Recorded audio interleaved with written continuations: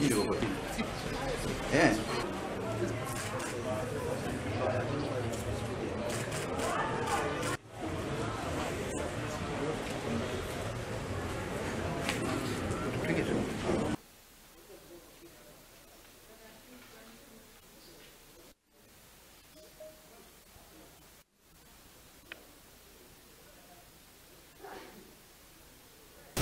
Complainants, that is from complainant number 1 all the way to number 10.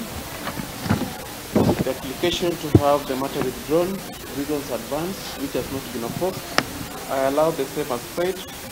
I also discharge the accused surety and order that the certificate in court to be released back to him, and the matter is marked as lost.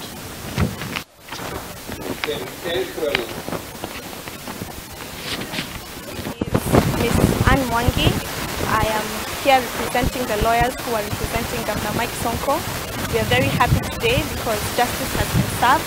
This was a very malicious case that was instigated by the previous administration, but we are happy that today justice has been served. I have nothing to comment. I just thank God and thank the judiciary. I've been acquitted. I think I don't have any further comment. They don't have any.